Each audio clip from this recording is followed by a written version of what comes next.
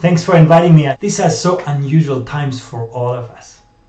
Every day I wake up in a different world. And this world becomes so interconnected. But so are the risks that we face.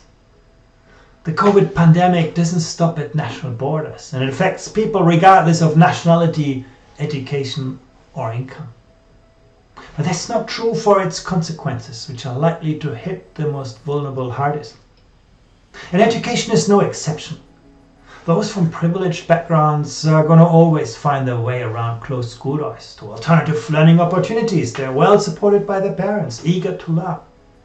But those from disadvantaged backgrounds will remain shut out if the school shuts down. So this crisis exposes the many inequities in our education systems.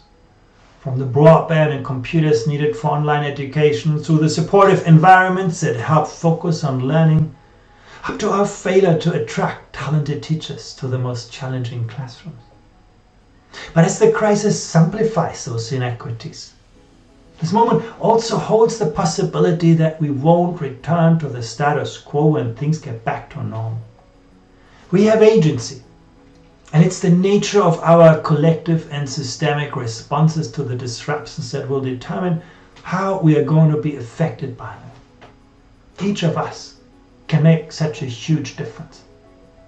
Where school closures are needed in the short term, we can mitigate the impact for learners, families, educators, particularly for those in the most marginalized groups who don't have access to digital learning resources or who lack the resilience and engagement to learn on their own. We can work to collaborate internationally to mutualize open online education resources and digital learning platforms, and also to encourage technology companies to join in to make all of this happen. We can also help to enhance digital learning opportunities for teachers and encourage teacher collaboration beyond borders.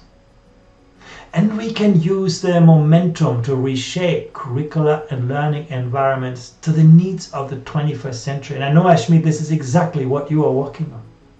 When it comes to education, the challenge is to build on the expertise of our teachers and school leaders and to enlist them in the design of superior policies and practices.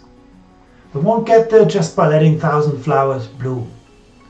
What it takes is a carefully crafted enabling environment that can unleash teachers and schools' ingenuity and build capacity for real change. It requires innovators who challenge institutional structures that are too often built around the interests and habits of educators and administrators rather than learners.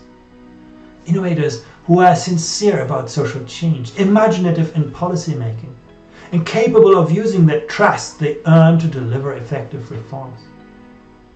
And there's one thing more that we can do at this moment, and this is to help education look outwards to the next school and the next education systems. That's what I devote most of my time to at this moment. And it's not about copying and pasting solutions from other places and countries. It's about looking seriously and dispassionately at good practice in our own countries and elsewhere to become knowledgeable of what works in which context and applying that consciously. And it may be a key distinction between education systems that will master the crisis and move forward and those that will not. The distinction may be between those education systems that feel threatened by alternative ways of thinking and those that are open to the world and ready to learn from and with the world's education leaders.